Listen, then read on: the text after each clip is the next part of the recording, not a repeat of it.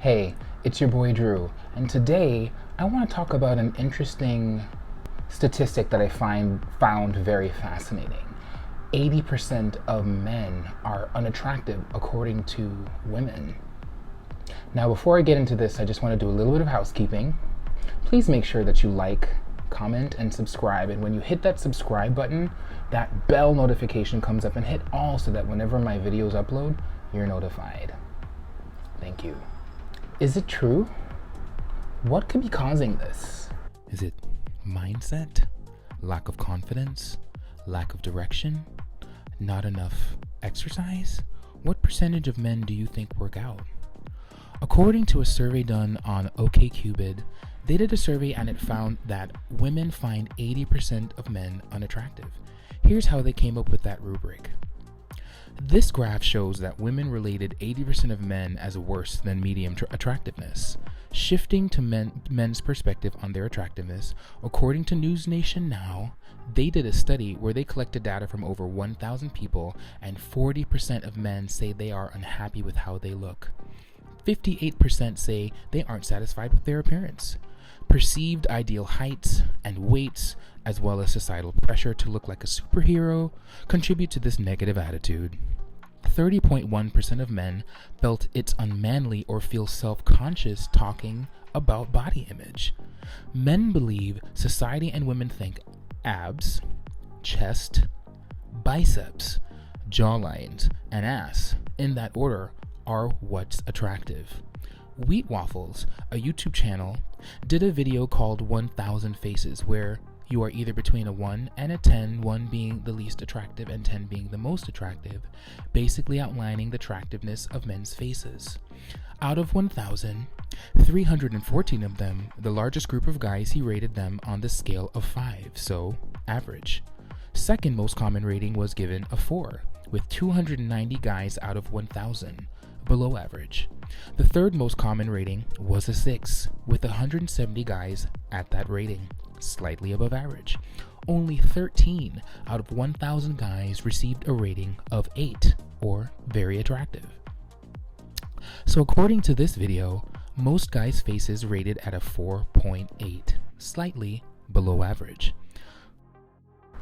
Something interesting that I noted about that video was that they found that Latin men had the highest average and that the most 8s were given to black identifying men. That was something I found very intriguing as well. Hamza and Captain Sinbad are some YouTube channels that I watch frequently. They have videos where they're talking about approximately 90% of men are found unattractive by women, but I couldn't find any statistical study that said that. So that's why in this video, I went with 80. Matthewhussey, a YouTube and real-life dating guru, says that confidence will make you more attractive, but that doesn't mean outgoing necessarily, but feeling of certainty. Competency as well increases confidence. He says not to base confidence in something you can't control. Reassurance should be topped up, like doing things to maintain your confidence. I say like reading, working out, etc. Base your confidence on your ability to handle difficulty, not the avoidance of difficulty. Men from Mars, Women Are From Venus author John Gray says that that's an action that allows men to rest in their masculinity and increase testosterone. Your ability and ease with handling shit. Change the focus of where you're looking for certainty, and you can be immediately more confident rather than focusing in on things you can't control, like the Serenity Prayer. Asking for the strength to handle difficulty, serenity only times when you are in moments you can't control, and the wisdom to know the difference. What is considered attractive? According to Everyday Health, the attractive male form represents the hard, angular, more geometric shapes rather than the soft, round curves of the female form. The same symmetry of face with more masculine features defines an attractive man. A high forehead, strong brow, and solid jaw represents a masculine face. The body looms large in what people find attractive in the male physique. A muscular frame with waist to shoulder ratios of 0.75 or less creates a well-defined upper body V. Broad shoulders, a muscled chest, and a narrower waist meets the criteria of body perfection. A taller man cuts a more powerful figure than a shorter one, resulting in height playing an important role in what makes a man attractive. Societies around the world attribute status with height. What is considered attractive to women? Well, according to businessinsider.com, women don't care about good looks as much, perhaps for fling, but not for long-term relationships. A sense of humor makes men seem intelligent to women. They tend to like altruistic men for long-term relationships, so men who do good deeds. Photos of men appearing in front of expensive cars makes them look wealthy, so they tended to prefer this when on dating apps. Although, I wouldn't recommend men do this unless they actually own the more expensive car. Women preferred older men. They feel like they have more time to accumulate resources. Unavailable men seem to be more attractive to women. Playing hard to get? I'm not sure I like this personally. I think a man that is just on his purpose and mission and bettering his life, so rather than playing a game, just be hopefully and truthfully occupied or preoccupied with being a better man, physically, emotionally, and financially, will maybe be a better attribute here. Some studies suggest men with dogs do better with the ladies. Men that are mindful, present, attentive, and non-judgmental do better with women. How would we define attractive? Well, according to Google, attractive is defined as appealing, pleasing to look at, someone that is sexually alluring. Is attraction based on something that society deems or something we get from those who we are attracted to? Yeah, I'd say so. I really do believe that it is society that deems who we are actually attracted to. Are attractive guys the one that get all of their suitors? I would say yes, by definition, they should. And that's because attractive simply means that you're more alluring to more people, so you don't have to have as much personality, you don't have to have as much charisma. I guess you don't have to have as much or many things to talk about. Personality flaws or characteristics that, or idiosyncrasies that might be deemed as annoying or weird, you're more likely to kind of let that fly off of your shoulder because you find them more alluring. So by default, I would say yes, that attractive people definitely get more attention. I found a very interesting statistic as well, that most CEOs are above 6 feet. According to Better Up, 60% of Fortune 500 CEOs are above 6 feet. Why does this even matter? There's a height and salary link, and he feels there are evolutionary reasons for the same. Perhaps when humans were in the early stages of organization, they used height as an index for power in making flight or fight decisions. They ascribed leader-like qualities to tall people because they thought they would be better able to protect them. Evolutionary psychologists would argue that some of these old patterns still operate in our perceptions today, he writes. Also, the height premium is more at work at the leadership and managerial level than for blue-collar positions. Physical attractiveness has a lot to do with winning elections as well. A 2007 study showed that about 70% of elections were won by the candidate whom people rated as more competent based solely on their appearance, even when they saw the candidate's photograph only for a tenth of a second. Is this creating a phenomenon of incels that will just opt for an incel sort of life? Yes, possibly. According to a Dalhousie University study, they discovered that incels explain their involuntary celibate status and why they believe they are so many men identifying as incels. Their answer? Society is set up to favor attractive people, which incels call looksism, like racism or sexism, but about physical appearance. Incels think that women are also only interested in the most attractive men, which incels refer to as hypergamy.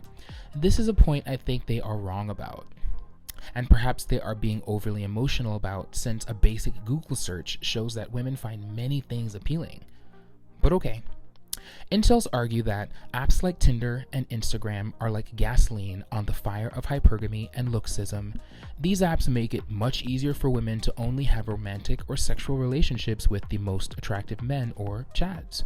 Incels argue that this is rapidly creating more incels, as fewer and fewer men have any chance of having sexual or romantic relationships in this new dating world. They think the rise in incels will have major social ramifications. whose fault is this, and how do we combat this? Dollhouse University recommends engaging with this incel community because their increasing hostility can be cause for concern. But I think that they need to focus more on being attractive to women, perhaps, versus being upset at what women find attractive in men. I think it's illogical, emotional, and unmanly to focus on what women are thinking and getting upset about that rather than actually trying to imbibe these things. I think if it's women that you want, wouldn't the manly thing to do be to imbibe the characteristics that women find attractive and act accordingly?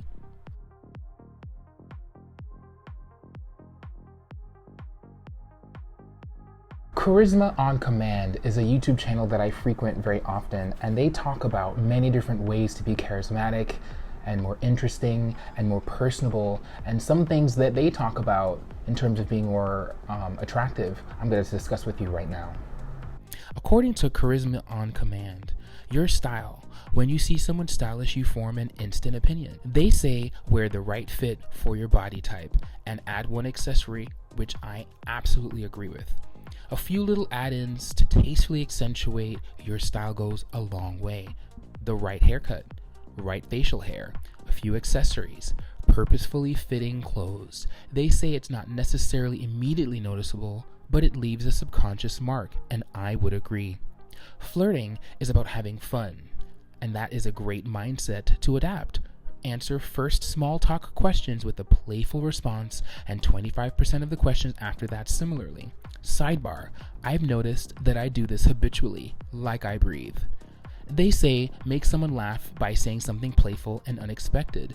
To do this, you probably need to know things about things. So make it a habit to read books and facts about things. That really does help. Charisma says being this way is often a welcome break from the norm and makes people wish that they could be just like that.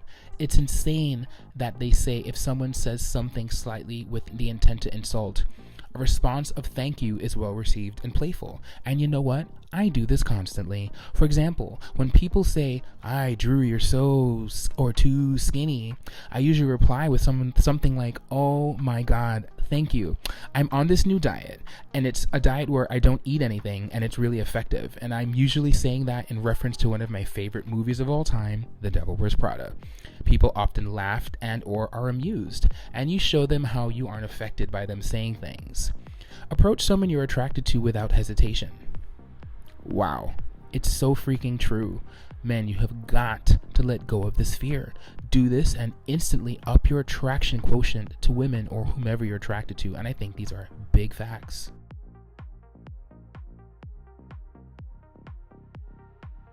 Is confidence the antidote to unattractiveness? I think that it can help. Just like those attributes that Charisma on Command talks about, it's something that can definitely help. But I think that there's more to it than that, you know? You have to incorporate other items and things. Is personality important? I would have to say I think so.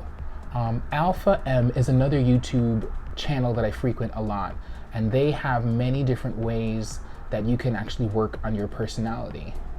Our personality is a typical pattern of thinking, feeling, acting, and communicating. This is all about whether or not, or answering the question, is personality important? They came up with 9 ways to have a better personality, which I'll quickly run through right now. Being a better listener, becoming more interesting. I always say it. Learn more, read more, learn about the world. This will make you more interesting. Practice and adopt a more optimistic outlook on life. Be positive, in other words. Be encouraging and supportive of others. Have integrity and treat people with respect.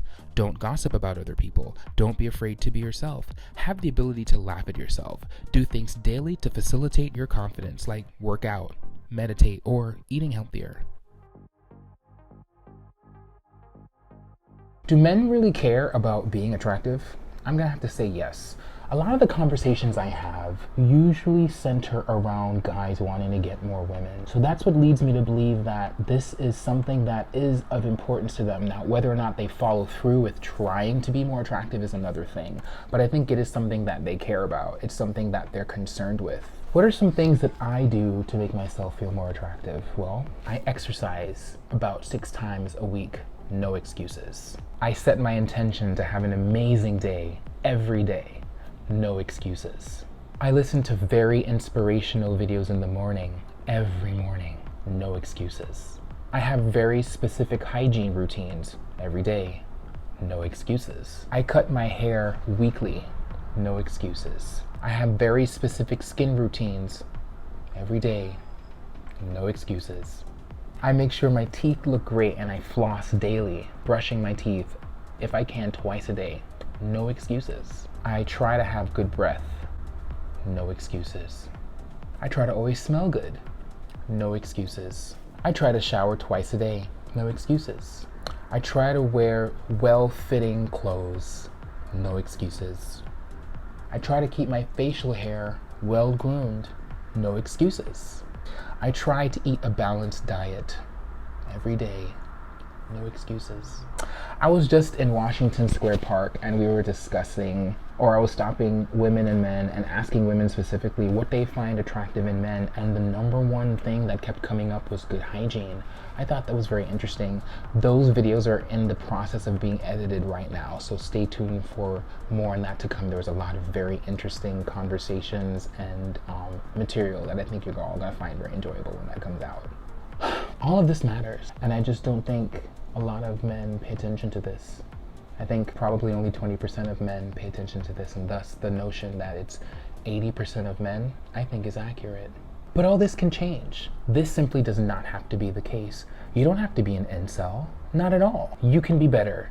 You can do things differently. I have outlined quite a few channels that you can follow, and stay tuned for more content coming from my channel where we're going to talk about many different ways to be attractive, many different ways to, have a better personality, many different ways to be charismatic. All of these things matter, and we're going to discuss all this momentarily. So remember, if you like this content, don't hesitate to hit the like button.